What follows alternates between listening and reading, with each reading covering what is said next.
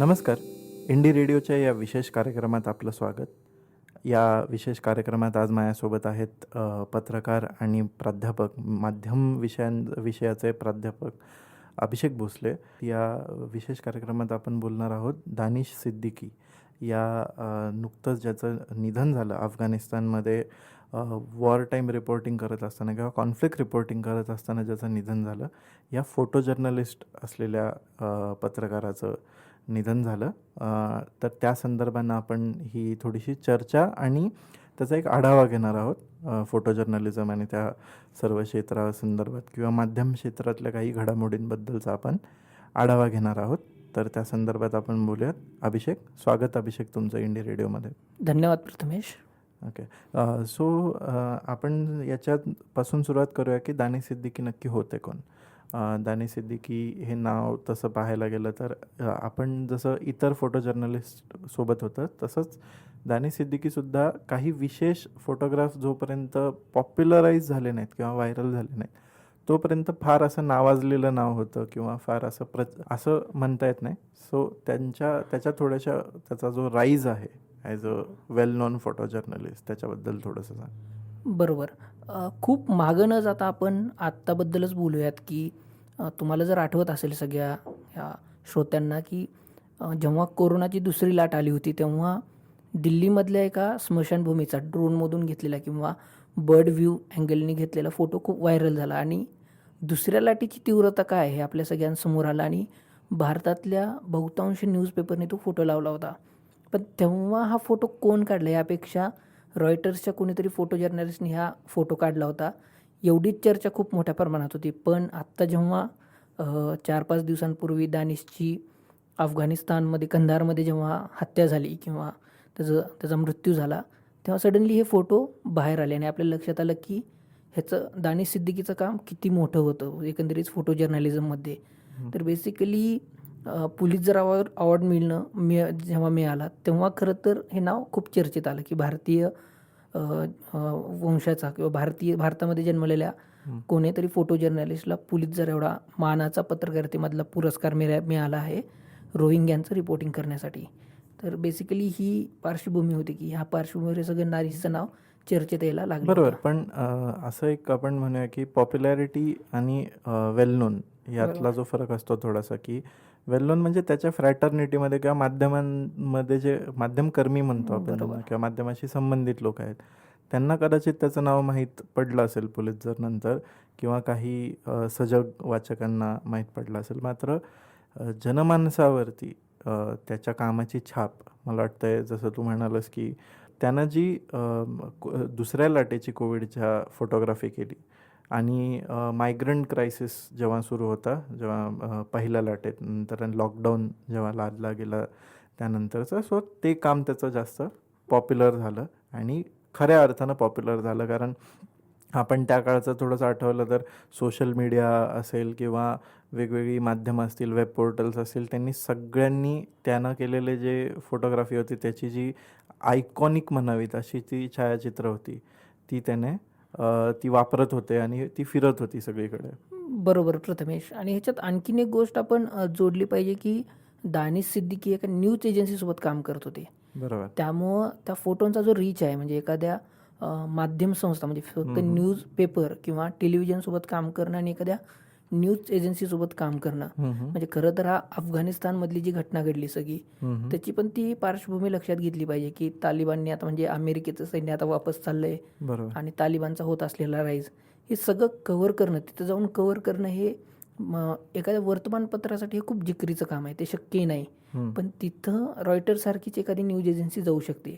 तर न्यूज एजन्सीसोबत काम करणारा पत्रकार त्याची वेगळी वैशिष्ट्ये आहेत. म्हणजे न्यूजपेपरला काम करणारा पत्रकार हे वेगळं आहे आणि न्यूज एजन्सीसोबत काम करणारा पत्रकार वेगळा आहे. त्यामुळे दानिशचं काम जे आहे ते जास्त लोकांपर्यंत पोहोचलं. म्हणजे दानिश सिद्दीकी हे नाव जरी पोहोचलं नसेल तर ते रॉयटर्सचे फोटोग्राफ म्हणून ते लोकांपर्यंत गेले. म्हणजे आपल्याला आठवत असेल की CANRCचा जो फोटो आत्ता व्हायरल झाला आहे की त्या ठिकाणी गोळीबार झाला होता आणि तो गोळीबार करणाऱ्या तरुणाचं चित्र लोकांना आता खूप मोठ्या प्रमाणात ते व्हायरल व्हायला लागले परत. तर तेव्हा ते रॉयटर्सचा फोटो होता खरं तर, किंवा ह्याचा जो फोटो होता तर ती रॉयटर्स म्हणूनच आयडेंटिटी गेली. पण आता आपल्याला ती लक्षात आलं की रे फोटोग्राफ दानिश सिद्दीकी या भारतीय पत्रकारांनी काढलेले होते. बरोबर. सो हे त्याचं थोडंसं बॅकग्राऊंड पाहता त्याचा जो कामाचा जो काय म्हणतात त्याला पसारा आहे किंवा त्याचा जो व्याप आहे, तर रॉयटर्स ही जी एजन्सी आहे ती जगातल्या अनेक ज्या सोशो इकॉनॉमिक असतील किंवा पॉलिटिकल असतील अशा अनेक घडामोडींना कवर करायला प्राधान्य देते, कारण त्यांचं डेटामध्ये काम आहे. त्या डेटा ॲनालिसिस आणि हा डेटा मार्केट्सना किंवा इकॉनॉमिक जे ॲक्टिव्हिटी असते त्याला खूप उपयोगी असतो. शेअर बाजारावरती रॉयटर्सच्या बातमीचा जेवढा परिणाम पडेल तेवढा दुसऱ्या कदाचित माध्यमाचा पडणार नाही. सो या प्रकारच्या डेटासाठी हे इन्व्हेस्ट करत असतात की पत्रकारांना हायर करणं, पत्रकारांना वेगवेगळ्या कॉन्फ्लिक्ट झोन्समध्ये पाठवणं, तिथला डेटा गॅदर करणं किंवा तिथलं व्हिज्युअल्स गॅदर करणं. तर त्याच्यामध्ये एक इंटरेस्टिंग कन्सेप्ट आपण आता सध्या ऐकतोय की दानिश अफगाणिस्तानमध्ये होता, तर तो काही व्हॉलंटरीली नव्हता किंवा अगदी त्याच्या एजन्सीनं काही स्पेसिफिक काम त्याला असाईन केलं होतं म्हणून सुद्धा नव्हता. तो एक एम्बेडेड जर्नलिस्ट म्हणून तिथं होता.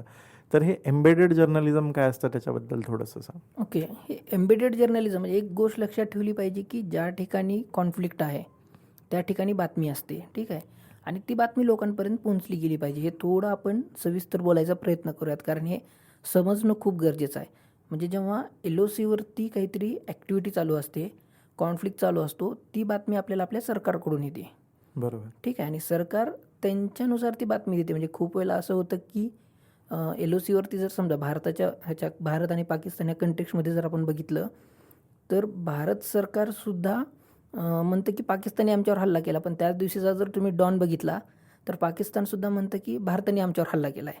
तर हा कॉन्फ्लिक्ट चालू असतो. म्हणजे इन्फॉर्मेशन कुणाची खरी हे तुम्हाला बघता येत नाही. तर अशा काळामध्ये जिथं कॉन्फ्लिक्ट आहे तिथं काही पत्रकार हे तिथल्या सैन्यासोबत ते जातात, ठीक आहे, आणि ते सगळं कव्हर करायचा प्रयत्न करतात. म्हणजे तुम्ही तिथं इंडिपेंडेंट जर्नलिझम म्हणून जाऊ शकत नाहीत, तर तुम्हाला त्या टीमचा भाग म्हणून त्या सगळ्या ॲक्टिव्हिटी कव्हर करता येतात. आणि वॉर झोनमध्ये खूप महत्त्वाचं ठरतं. म्हणजे इराकमधले जे वॉर असतील, अफगाणिस्तान वॉर असेल, इथं काही स्वतंत्र पत्रकार पण गेले, त्याच्यावर काही सिनेमा पण आले की पत्रकारांना किडनॅप केल्यानंतर काय झालं. पण दानिशचं जे काम होतं ते बेसिकली अफगाण सैन्यासोबत जाऊन त्यांची जी तालिबान विरोधी कारवाई आहे, ॲक्टिव्हिटी आहे, ती कव्हर करणं हे त्याच्याकडे ते काम होतं. बरोबर. म्हणजे थोडक्यात काय की कुठल्याही जे राज्यव्यवस्था असते किंवा सैन्य असतं त्यांचं, तर सैन्याकडून त्यांचं जे वर्जन आहे, त्यांच्या घटनाक्रमांचं जे वर्जन आहे ते पॉप्युलराईज व्हावं किंवा ते पोहोचावं लोकांपर्यंत किंवा त्याचं एक रेकॉर्ड असावं, यासाठी पत्रकारांना ट्रेनिंग दिलं जातं स्पेसिफिक की कॉन्फ्लिक्ट झोनमध्ये कसं वागायचं, कुठल्या साईनचा अर्थ, साईन लँग्वेज जी असते, स्ट्रॅटेजिक साईन लँग्वेज जी असेल तिचा अर्थ कसा लावायचा, किंवा प्रोटेक्शन कुठले कुठले हेल्मेट्स कसे वापरायचे, बुलेट प्रूफ जॅकेट्स त्यांना मिळतात, ते सगळं दिलं जातं. आणि ती सगळी सोय करून दिली जाते सो दॅट ॲक्च्युअल कॉन्फ्लिक्ट झोनमध्ये ते उभे राहून ते प्रत्यक्ष सांगू शकतील की बाबा काय काय घटनाक्रम कसा घडला. आणि तो स्पेसिफिकली अनेकदा असंही होतं की त्या गव्हर्नमेंटचं किंवा त्या सैन्याचं जे वर्जन आहे ते लोकांपर्यंत पोहोचण्यासाठी ती गोष्ट असते. बरोबर. तर या मुद्द्याकडे परत थोड्या वेळाने येऊया एका वेगळ्या अँगलने. मात्र तोपर्यंत आपण हे करूया की आता जेव्हा दानिश सिद्दीकीचा मृत्यू झाला तर विशेषतः त्याचं कोविडमध्ये जे काम होतं ते सरकारवरती टीका करण्यासाठी वापरलं गेलं बऱ्याच प्रमाणात. कारण सेकंड वेव्हचा जो धक्का होता तो अतिशय सरप्रायझिंग होता.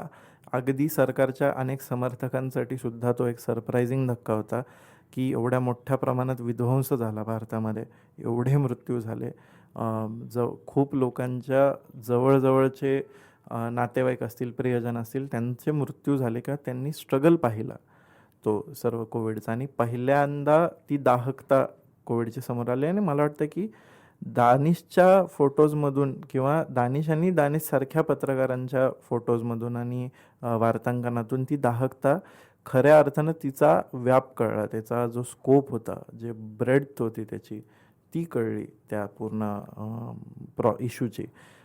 तर मला असं वाटतं की दानिशला जो बॅकलॅश फेस करावा लागला त्याच्या मृत्यूनंतर, की अनेक जे ट्रोल्स होते, इंटरनेट ट्रोल्स, त्यांनी असं म्हटलं की तुम्ही त्या डेड बॉडीज दाखवत होता तर तुझी डेड बॉडी दिसलीच पाहिजे म्हणून त्यांनी त्याच्या शवाचे फोटो किंवा त्याच्या डेड बॉडीचे फोटोज फिरवले दानिशच्या, किंवा खूपच विट्रिऑलिक ज्याला म्हटलं जातं, हे द्वेषपूर्ण अशा टाईपच्या कमेंट्स त्याच्याबद्दल बोलण्यात आलं की हा अँटी हिंदू होता किंवा अँटी इंडिया होता किंवा अँटी BJP होता, वॉटएव्हर जे काय असेल त्याच्यावरचे आरोप, असे शेकडो प्रकारचे आरोप त्याच्यावर करण्यात आले.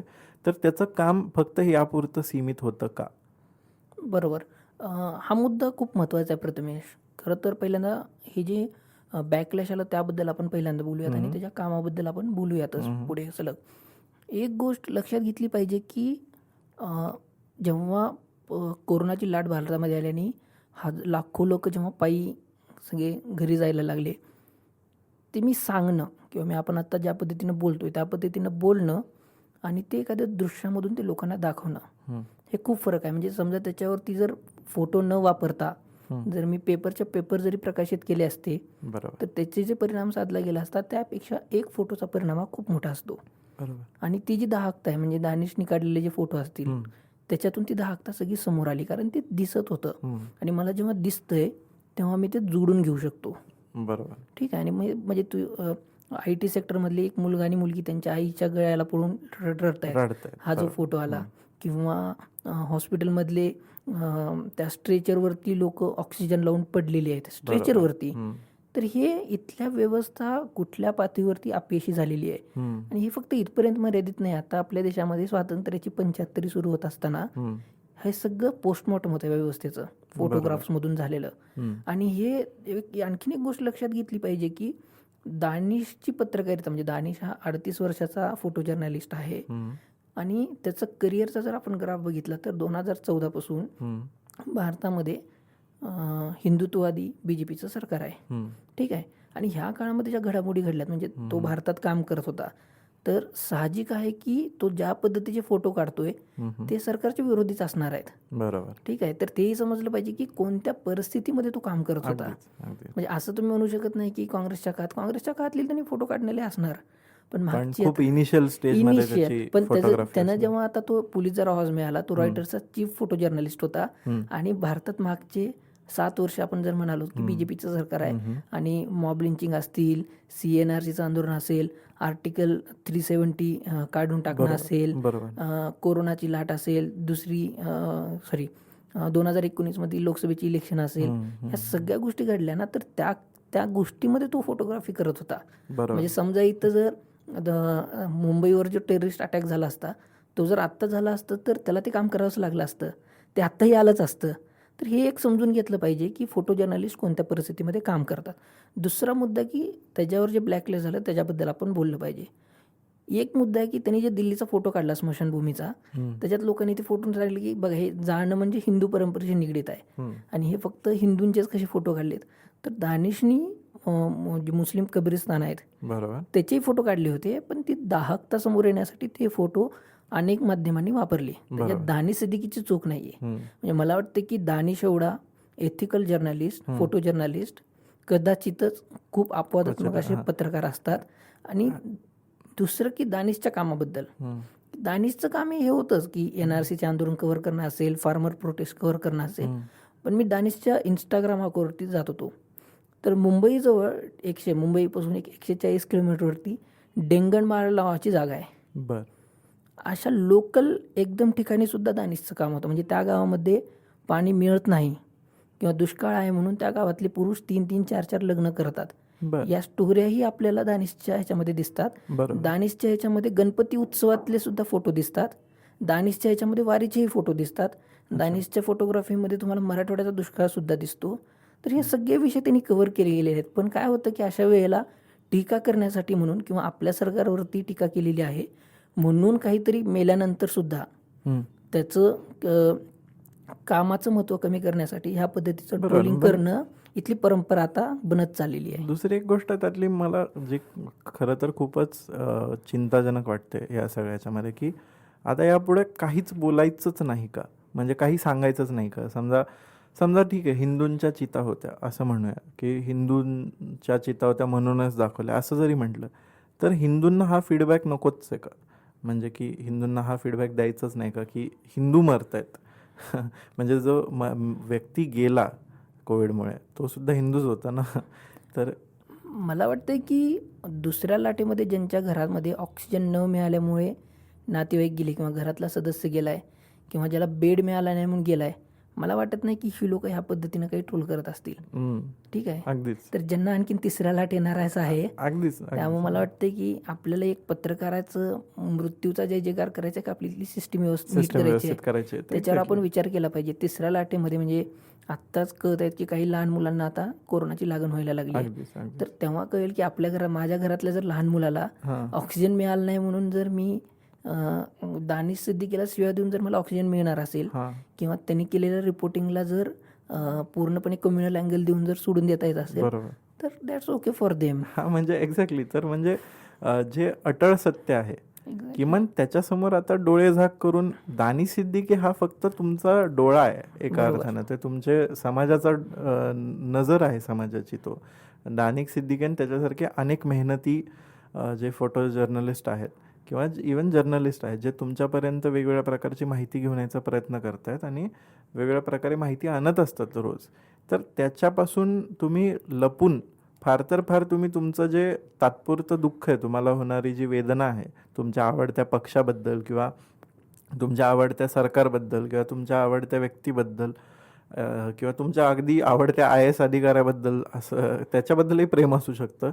तर त्यांच्या कामाची चिकित्सा करणं हे पत्रकारितेचं काम नसेल तर मग पत्रकारांनी दुसरं काही करून उपयोग नाही. म्हणजे पत्रकारिताच संपते तिथंच जिथं ते काम संपतं. बरोबर प्रथमेश. आणि याच्यात एक उदाहरण देतो सोपं आपल्या श्रोत्यांना समजण्यासाठी की माझ्या जर घराला आग लागली आहे तर मी ती आग विझवायची का, किंवा मला जर कोणी सांगत आहे, समजा मी आता इथे आहे आणि मला कोणतरी सांगितलं की माझ्या घराला आग लागली आहे, तर आपलं काय झालंय माहिती आहे आता की आपण ते सांगण्याला हे करायला लागलोय की अरे तू कसा म्हणतो माझ्या घराला आग लागली आहे, मी माझं मी बघून घेतो. ते आपलं घर तिकडून जवळून कोळसा होतंय का ह्याच्याबद्दल काही देणं घेणं नाही आणि आपण ते घर झालंय त्याच्याकडे जाण्याऐवजी आपण विरुद्ध दिशेला पळ काढत जातोय. किंवा म्हणजे सांगणारा मुस्लिम आहे तर मुस्लिमाने सांगितलं म्हणून मी माझ्या घराकडे पण पळत जाणार नाही. आणि एक चिंतेची बाब काय माहिती आहे प्रथमेश या सगळ्यामध्ये की दानिशला पोलीस जर पारितोषिक मिळालं होतं, आता जर विचार केला म्हणजे 2-3 नावं जर आपण घेतली, रवीश कुमार असेल, रवीश कुमारांना मॅक्सेस अवॉर्ड मिळाला, पी साईनाथांना आता तो जपानमधला अवॉर्ड मिळाला. तर चिंतेची बाब काय की हे सगळं गव्हर्नमेंट पुरस्कृत आहे का, सरकार पुरस्कृत आहे का, हे असं वाटायला लागलंय. सरकारच्या पातळीवरती ह्या सगळ्यांवरती एकही प्रतिक्रिया येत नाहीत. बरोबर. ठीक आहे. म्हणजे दानिश हा पत्रकार, याला UN मधून श्रद्धांजली वाहण्यात आली. बरोबर. जगातल्या सर्व देशांनी टॉकिंग पॉइंट होता तो जगातल्या सगळ्यांनी दखल घेतली. म्हणजे फक्त नागरिकांनी नाही तर तिथल्या सरकारांनी, ज्या जागतिक संस्था आहेत त्या सगळ्यांनी याची दखल घेतली आणि भारत सरकारला ही दखल घेणं सुद्धा गरजेचं वाटत नाही. तर हा जो म्हणजे फक्त तो लोकांना ट्रोल करणं हे फक्त ते ऑनलाईन ह्याच्यापुरतं राहिलेलं नाही, तर इट्स तशी एक इकोसिस्टीम आता आपल्या बाजूला तयार झाली आहे. हा म्हणजे हे मान्य आहेत आणि हे अमान्य आहेत किंवा हे व्हॅलिड आहेत आणि हे इनव्हॅलिड आहेत. बरोबर. अशा प्रकारचं एक सिग्नलिंग एका अर्थानं येत आहे की काय असं वाटायची गोष्ट आहे. तर मला वाटतं की थोडंसं पुढच्या मुद्द्याकडे जाऊया याच निमित्तानं की मग भारत आणि प्रेस फ्रीडम किंवा भारताचं प्रेस फ्रीडम इंडेक्समधलं स्थान किंवा जगातच जे प्रेस फ्रीडमची वाट लागलेली आहे त्या संदर्भात थोडंसं बोलूया की मुक्त प्रेस नसेल तर काय होतं. एक गोष्ट लक्षात घेतली पाहिजे की प्रेस का आहे. ठीक आहे. आपण म्हणेपर्यंत म्हणतो की काय माध्यम ही लोकशाहीचा चौथा स्तंभ आहेत. चौथा स्तंभ असणं म्हणजे काय हे पहिल्यांदा, आता ते फक्त ते एक सुविचार म्हणून नाहीये, पुनर्शोध घ्यायची वेळ आली. आणि जेव्हा माध्यम स्वतः बदलत आहेत तर आपण पब्लिक म्हणून सुद्धा रिपब्लिक झालं पाहिजे आता. बरोबर. की परत आपल्या पब्लिक असण्याचा शोध घेतला पाहिजे की माध्यम का गरजेचे आहेत. म्हणजे मला वाटतं की 1920 मध्ये डिबेट झाला होता की लोकशाहीमध्ये माध्यमांचं महत्व काय. तर एक्झॅक्टली 100 वर्षानंतर आपण आहोत. 100 वर्षानंतर आपण परत त्याचा विचार करायची गरज आहे. अगदी. आणि मला असं वाटतं की जसं तू रिपब्लिक हा शब्द वापरलास तर रिपब्लिक म्हणजे रेस पब्लिका. सो सगळी संसाधनं किंवा सत्तेची सगळी जी केंद्रस्थान आहेत ती जनतेच्या हातात असतील असं त्याचा अर्थ होतो. So Indian Republic, the Republic of India जेव्हा आपण असं म्हणतो तेव्हा त्याचा अर्थ असा होतो की इथं कुठल्याही प्रकारचा ॲरिस्टोक्रॅटिक वर्ग किंवा सत्ताधारी वर्ग नाही आहे, इथली जनता सत्ताधारी आहे बरोबर. आणि तिच्या हातात सगळ्या संसाधनांची मालकी आहे, असा त्याचा बरोबर. अर्थ असतो. आणि आत्ताच्या परिस्थितीमध्ये आपण शेतकरी आंदोलन जर केंद्रस्थानी घेण्याचा विचार केला तर शेतकरी आंदोलन हे राजकीय, त्याचे प्रत्येक गोष्ट राजकीय आहे, ते आपण त्या बरोबर, डिबेटमध्ये हां. नको जायला, पण त्याचं रिपोर्टिंग आपल्यापर्यंत किती पोहोचते, म्हणजे बेसिकली माध्यमांचं काम आहे की तुमच्यापर्यंत सूचना पोहोचवणं, माहिती पोहोचवणं आणि दबावगट म्हणून काम करणं. बरोबर. तर आत्ता काय झालंय की सूचना पोहोचतायत का, तर नाही. पोहोचत नाहीयेत. माहिती पोहोचते का, तर पोहोचत नाहीये. दबावगट म्हणून आहे का, तर माहीत नाही.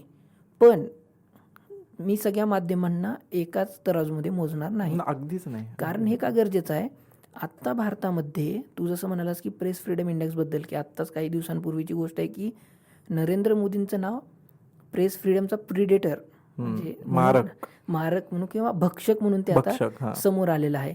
आणि भारताची प्रेस फ्रीडम मधली तर अवस्था म्हणजे रिपोर्टर्स विदाऊट द बॉर्डर्स ही जी संस्था आहे त्याच्यात तर आपण मागच्या 3 वर्षापासून 142व्या स्थानावर आहोत. ठीक आहे, हा एक नंबरचा मुद्दा झाला. दुसरा मुद्दा की UAPA सारखे कायदे ज्या पद्धतीनं पत्रकारांविरोधात वापरले जात आहेत ती सगळ्यात जास्त गंभीर बाब आहे.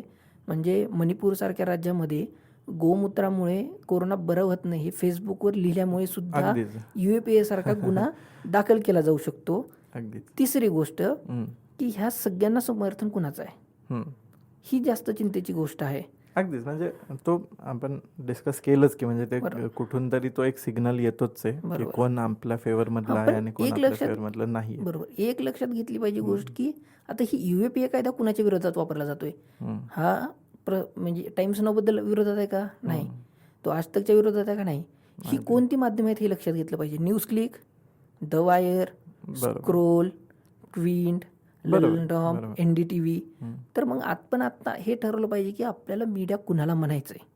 नाही, आणि मला असं म्हणायचं आहे की असं नाही आहे की हे जे सगळे माध्यम आहेत ज्यांची तू आत्ता नावं घेतली, ज्यांच्या विरोधात कारवाई होते अशा प्रकारची, असं पण नाही आहे की ते कधी भाजप सोडून इतर पक्षांच्या विरोधात बोलतच नाहीत. ते बोलतात. उलट ते मला वाटतं की हे शिक्षा फक्त भाजप विरोधी असण्याची नाही आहे, तर मुळात पत्रकारितेची सगळी जी एथिक्स आहेत ती पाळण्याची शिक्षा आहे. बरोबर. प्रथमेश, हा मुद्दा आणि हाच मुद्दा आहे की, आणि दुसरं एक तुला सांगतो की म्हणजे हे बोललं पाहिजे आत्ता की आपण त्या टप्प्यावर आलेलो आहोत की म्हणजे डोनाल्ड ट्रम्पने अमेरिकेमध्ये जे केलं की माध्यमांची विश्वासार्हताच पूर्णपणे नष्ट करायची. बरोबर.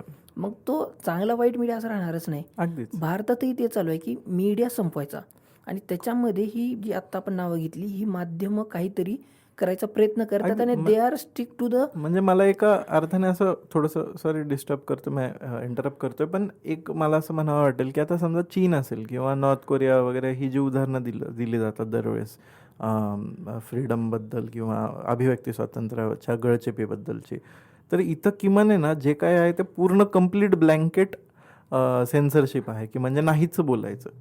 पण म्हणजे जेव्हा सूचना नाही, कुठल्याही प्रकारची माहितीच नाही, हा एक्स्ट्रीम एक वेळ आहे ना माणसाला ठरवायला मदत करतो की काय सत्य असेल आणि काय सत्य नसेल, कारण त्याच्यापर्यंत ती माहिती पोहोचतच नाही. पण इथं काय केलं जातं या सगळ्या गोंधळामध्ये की माहिती कलुषित केली जाते. म्हणजे माहिती पोहोचते ती, पण ती पोहोचलेली माहिती इतकी कलुषित असते, इतकी विचित्रपणे तिची मोडतोड केलेली असते की तिच्यातून तिचा अर्थ काढणं अशक्यप्राय होतं. म्हणजे किमान त्या लोकांना माहीत असतं की आपल्यापासून काहीतरी लपवलं जातं आहे. इथं काय आहे, पोहोचण्याचा आभास आहे माहिती पोहोचण्याचा, मात्र ती माहितीचा उपयोग काय असा प्रश्न पडावा असं ते अवस्था आहे. बरोबर आहे. हे महत्व आणि सिलेक्टिव्ह असणं जे आहे कायद्यांच्या बाबतीत ना, ते आणखीन जास्त अडचणीचं आहे. म्हणजे पूर्वी कोर्ट सिनेमा जेव्हा आला होता तेव्हा एक खूप वाक्य अकॅडमिक आणि या सगळ्या चळवळींच्या लोकांमध्ये आलो की ओके की भारतात कायद्याचं राज्य महत्वाचं आहे, पण कायदा कोणाच्या हातात आहे. आता आपण पुढे आलो की कायदा कोणाच्या हातात आहे आणि तो सिलेक्टिव्हली कसा वापरला जातोय ह्याच्यावरती आता बोलायची वेळ आलेली आहे. आता आपण थोडंसं शेवटच्या मुद्द्याकडे जाऊया आता यातून, की प्रेस फ्रीडम सोबतच एक जोडून येणारा मुद्दा जो आहे की प्रेस आणि सरकार किंवा सरकारची फॉरेन पॉलिसी यांचा जो आंतरसंबंध असतो त्याच्या संदर्भात थोडं, की उदाहरणार्थ भारतीय पत्रकारांबद्दल अनेकदा असं बोललं जातं की भारतीय पत्रकार भारताबाहेर का जात नाहीत, जसं ते आपण हॉलिवूडच्या सिनेमांमध्ये वगैरे बघतो की ते पत्रकार साऊथ आफ्रिकात फिरत असतात, कुठेतरी कुठल्या तरी कॉन्फ्लिक्ट झोनमध्ये फिरत असतात, ते रोहिंग्या क्रायसिसमध्ये पण असतात, व्हिएतनाममध्ये पण असतात, सगळीकडेच असतात. तर त्यासोबत अमेरिका असेल, समजा तो अमेरिकन पत्रकार असेल, तर अमेरिकन सरकारचे काय हितसंबंध गुंतलेले आहेत त्या रिपोर्टिंगमध्ये, आणि त्या हिशोबाने अमेरिकन सरकार त्या पत्रकाराला काय काय देतं तिथं जाण्याबद्दल, कशा प्रकारे प्रोत्साहन देतं, सुरक्षा देतं, जसं आपण एम्बेडेड जर्नलिझमची चर्चा केली ते देतं. तर फॉरेन पॉलिसीचा एक खूप संदर्भ येतो, ज्याच्यातून समजा आता दानिश सिद्दीकीच्या ऐवजी समजा एखादा अमेरिकन पत्रकार असला असता किंवा ब्रिटिश पत्रकार असला असता, तर आपण जगाची रिॲक्शन काय असली असती याची कल्पना करू शकतो. बरोबर प्रथमेश. पहिला मुद्दा की मी सुरुवातीला आपण जसं बोललो की दानिश सिद्दीकी रॉयटर्स सोबत होता म्हणून तिथे गेला, बरोबर. एक मुद्दा स्पष्ट. आता दानिश सिद्दीकीचं रायटर्स सोबत असणं आणि दानिश सिद्दीकीचं मुस्लिम असणं आणि त्याचं इंडियन असणं, भारतीय असणं, ह्या दोन गोष्टी महत्त्वाच्या आहेत. ठीक आहे. ही जर गोष्ट म्हणजे आपल्याला माहिती आहे की खूप साऱ्या अमेरिकन पत्रकार इराणमध्ये, इराकमध्ये जेव्हा अडकले होते किंवा अफगाणिस्तानमध्ये अडकले होते, अमेरिकेने स्वतंत्र मिशन्स राबवून त्या पत्रकारांना सोडून आणलं. ठीक आहे. तर अमेरिकेचे हितसंबंध त्यामध्ये आहेत आणि अमेरिकेला पत्रकार का पाठवायचं हे पण बघितलं पाहिजे. बरोबर. की वॉर झोनमध्ये जे विकसित डेव्हलप कंट्री आणि कॅपिटलिस्ट कंट्री आपण जर असं म्हटलं, हा जो एक ग्रुप आहे, ह्यांना त्यांचे पत्रकार का पाठवायचे असतात, बरोबर. तर इट्स फॉर देअर प्रपोगेंडा. ठीक आहे. आणि तो प्रपोगेंडा करण्यासाठी त्या ज्या व्हायलेंट इमेजेस आहेत, बरोबर, किंवा तो जो नॅशनलिस्टिक अप्रोच डेव्हलप करणे, म्हणजे सेकंड वर्ल्ड वॉर्सपासून जे झालेलं सुरू आहे की तिथं बॉम्ब पडताना बघून माझ्या देशामधलं पॉलिटिक्स मला उभं करायचं आहे, किंवा माझ्या इथं काय घडते, माझी इकॉनॉमी त्याच्यातून, इकॉनॉमिक पण त्यात गुंते आहे. ठीक आहे. आणि तू जसं म्हणालास की हे प्रमोट केलं जातं पत्रकारांना जाण्यासाठी, म्हणजे भारतामधून PTI किंवा ANI त्यांचा पत्रकार अफगाणिस्तानमध्ये पाठवणार नाही. पण ह्याचं मी तुला भारतातलं पण उदाहरण सांगतो की कसं घडते सगळं देशामध्ये, की कॉन्फ्लिक्ट झोन्स आणि जर्नलिझम ह्याबद्दल विचार केला पाहिजे. भारतामध्ये काश्मीर असेल, नक्सलाइट एरियाज असतील, नॉर्थ ईस्ट पार्ट असेल, इथं पण या गोष्टी घडल्या जात आहेत की इथून ज्या इमेजेस येत आहेत त्याचा वापर काय केला जातो. म्हणजे इट्स नॉट, म्हणजे भारताच्या बाबतीत तर ते फॉरेन पॉलिसी संदर्भात पण तू जसं म्हणाल तसं आहे, पण भारतातल्या इंटरनलच एवढा कॉन्फ्लिक्ट आहे की ते पण आपण जोडून बघू शकतो. बरोबर. बरोबर. तर मला वाटतं आपण बऱ्यापैकी सगळे जे मुद्दे आपण डोक्यात होते ते बोललेलोच आहोत.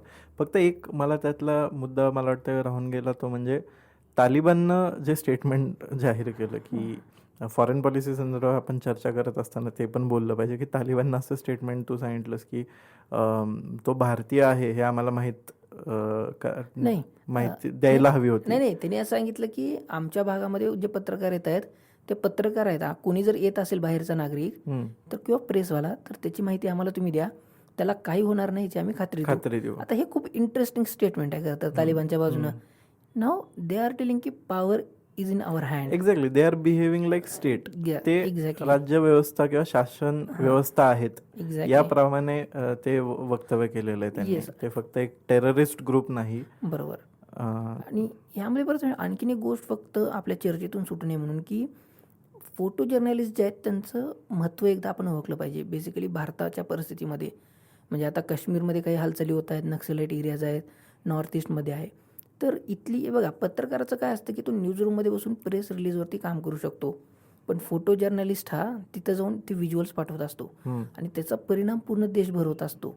तर त्याच्यासाठी तिथं काम करणं हे खूप जिकरीचं असतं. आणि दानिशसारखी प्रकरणं, दानिशचं अफगाणिस्तानमध्ये झालं म्हणजे ठीक आहे, पण असे पत्रकार आपल्या भारतातले जे कॉन्फ्लिक्ट झोन आहेत तिथं ते सतत जीव मुठीमध्ये घेऊन काम करत असतात. 2016 जेव्हा आर्टिकल 370 काढलं तेव्हा अनेक पत्रकारांना, फोटो जर्नलिस्टना पेलेट गन्स लागल्या होत्या, बुलेट्स लागल्या होत्या, तर त्याच्यात त्यांचे डोळे गेले. ह्याही गोष्टी घडत आहेत आणि ते गांभीर्यानं घेतलं पाहिजे. आपण बेसिकली पत्रकारांची सुरक्षितता म्हणून ते बघितलं गेलं पाहिजे. राईट. सो मला वाटतं आजच्या कार्यक्रमात आपण इथंच थांबूया, या विशेष कार्यक्रमात. इंडी रेडिओवरती आम्ही हा विशेष कार्यक्रम तुम्ही ऐकत होतात, दानिश सिद्दीकी या फोटो जर्नलिस्टच्या मृत्यूबद्दलचा. आणि असे अनेक कार्यक्रम आम्ही करत असतो, अनेक मुलाखती आम्ही करत असतो, अनेक चर्चा आम्ही करत असतो. सध्या आमचं लोकसभेच्या अधिवेशनाचं कव्हरेज तुम्ही ऐकू शकता रोजच्या रोज. आमचं रोजचं बुलेटिन असतात 2 वेळचे, दुपारचं बुलेटिन असतं, रात्रीचं बुलेटिन असतं. तर हे सर्व तुम्ही इंडी रेडिओवरती ऐकूच शकता. तुम्ही ऑडिओ बुक्स ऐकू शकता, इतर पॉडकास्ट ऐकू शकता, एज्युकेशनल पॉडकास्ट आहेत काही ते ऐकू शकता आणि आमचे जे प्रीमियम शोज आहेत त्यांना तुम्ही सबस्क्राईब केलं तर अतिशय माफक दरात तुम्हाला खूप चांगल्या क्वालिटीचं कंटेंट ऐकता येईल तुमच्या मोबाईलची स्क्रीन बंद करून. तुमच्या कानात फक्त इयरफोन टाका आणि मस्त आनंद घ्या या सर्व माहितीचा आणि ऐकत रहा इंडी रेडिओ.